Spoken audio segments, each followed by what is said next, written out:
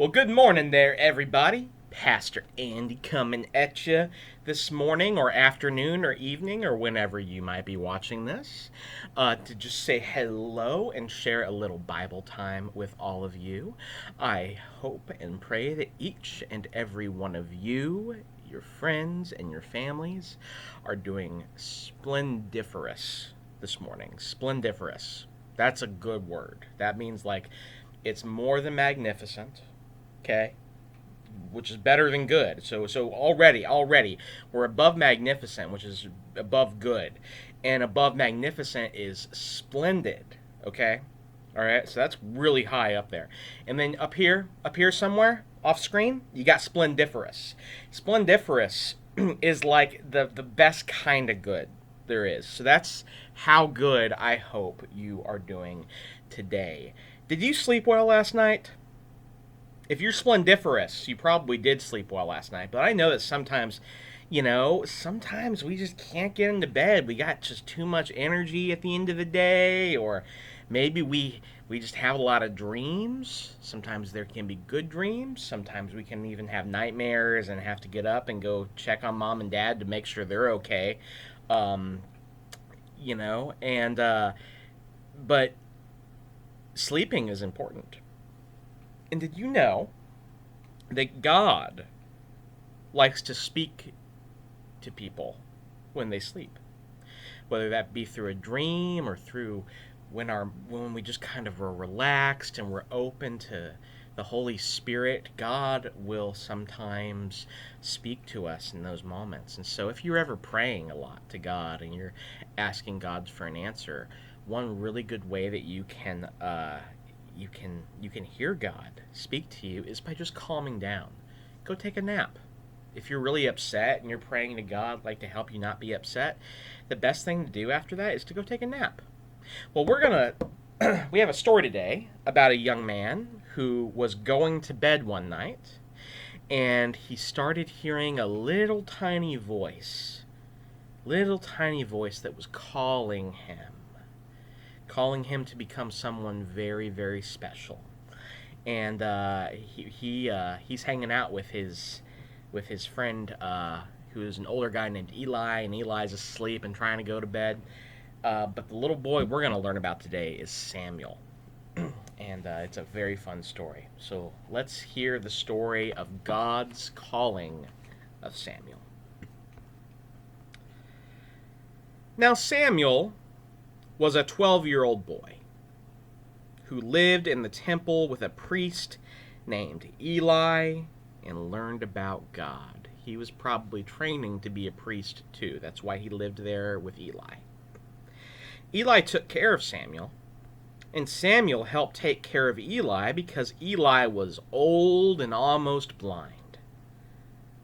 One night, something very, very special happened.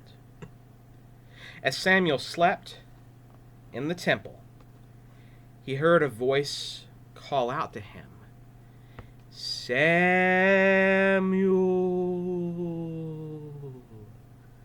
Samuel.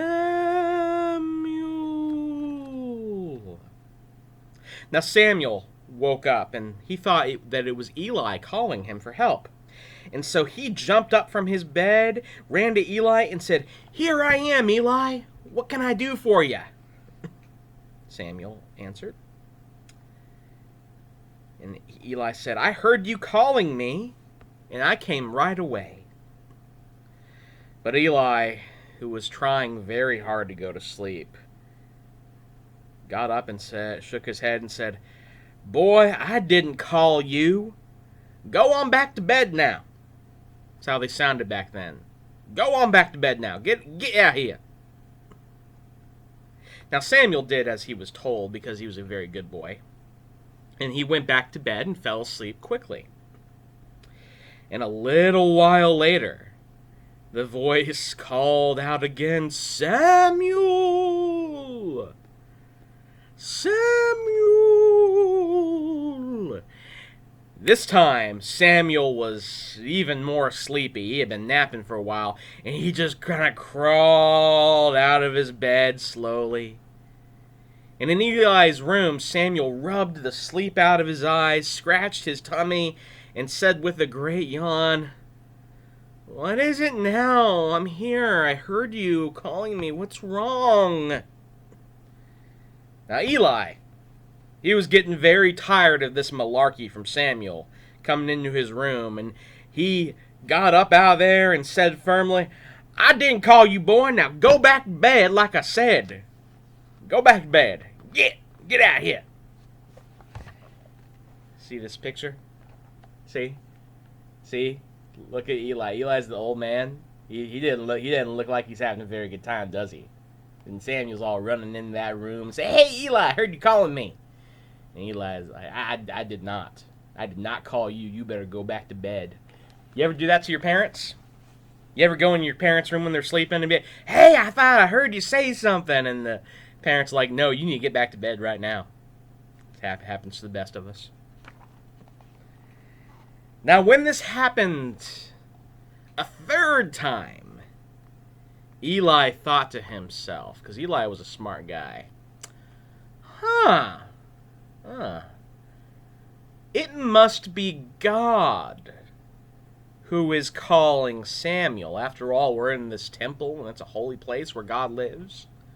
And so Eli told Samuel this time, who was now very confused and very sleepy, "If you are called again, Samuel, just say, 'God, I hear you, and I will do whatever you want me to.' God, I hear you, and I will do whatever you want me to." And when the voice did call again, "Samuel," Samuel did as Eli told him. And sure enough, it was God who was calling Samuel. And God had many things to say to Samuel and to teach him. Now, even though Samuel was only 12 years old, he wanted to serve God. And God wanted Samuel to serve him. And with God's help, Samuel grew up to share many messages from God. He became a prophet, a very powerful prophet. And people all over Israel knew Samuel as God's trusted messenger. It's a good story. Here's Samuel again saying, "Hey God, hey, what you got to say to me?" And Eli is probably back there in the temple, and he's hearing Samuel talk to God and says, "Oh, I told him that guy's a good boy right there. I tell you what, I taught him well. He listening to God and God talking to him. Boy, Eli, you sure do had some good ideas right there, telling that young boy, that young whippersnapper to talk to God." You know, this is a very, very well-known story. You've probably heard it before, about the little, still, small voice that calls Samuel in the night. And it's a very important story. And I want you to discuss with your brothers and sisters or grandparents or mom and dad who are there with you right now why this particular story might be very important for you kiddos out there. Some of you are around the age of 12, some of you are younger, some of you are older. Doesn't matter. Why is this an important story for you? I'll give you a moment. Mom, Dad, feel free to pause to discuss. So what did he come up with? That's right. Yeah. It's important because God calls Samuel, who is a kid, like you, which means that God calls you, even though you're a kid, to do important things, to listen to God, and to grow to be a very important person for God. You know, we're all important. We're all special. But not everyone listens to God's voice when God tells them to do something. And God's voice telling you to do something, as Christians, we call that calling. Can you say that with me? Calling. Just like God calls out to Samuel, each of us has a calling in life. Now, you may not actually hear God's voice calling you in the night with your ears. You may. I don't know. I've never heard it, but that doesn't mean I don't have calling in my life, just like it doesn't mean you don't have calling in yours. There are many ways that God calls us to do something. Let's think of some ways. um, let's say, Kaylee. Kaylee, I know you're watching this. Kaylee, you are a kind and compassionate and sweet person. I've known you for a year, and I know that's true. And I bet one day, maybe, let's say you're walking along and you see a little puppy. Okay, you see a little puppy, and that puppy has a hurt leg, and you feel very bad for that puppy. And Kaylee, you want to do something to help that puppy. You want to do something so badly because you can't stand to see that puppy hurt. Well, that experience of seeing the puppy, Kaylee, might very well inspire you to one day work and work and work and become a veterinarian who is a doctor for animals, who gets to fix all kinds of puppies and their legs. That's an example of calling right there. Let's see what else. Caleb, let's think here. Caleb, maybe you one day at school are paired up with a partner, okay? And maybe you're really good at something. Let's say you're really good at calculus, okay? Calculus is hard, but I bet you'd be good at it. And your teacher asks you to help a friend of yours learn calculus, and you do, and you help your friend, and he ends up doing very well on the test. And you decide, wow, I sure am good at teaching people calculus. I wonder if I should become a calculus teacher one day. And so you go to school and you become a calculus teacher. What else? Maybe one of you discovers you love baking cookies or bread for someone, and it makes you so happy when that person enjoys that. And so you feel a calling to become a baker or a chef. There are so many kinds of callings out there. Michaela, you love playing football. Perhaps you are called to be an athlete, to push your body and to do amazing things in the world of sports. These are all kinds of callings, and there are as many callings as there are people, because everyone's unique and everyone has a unique calling, which is super cool if you think about it. That God calls us all to do stuff, different kinds of stuff, not just be a pastor, not just be a police officer or a firefighter, but to be all kinds of things. And that is so cool. And you, I guarantee right now, wherever you are being called to do something.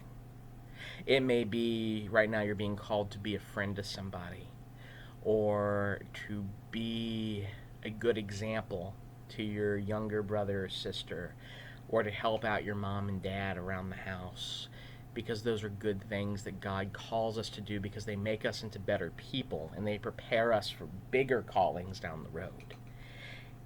And so it's really important that we listen to those little signals that God can send us, just like Samuel did.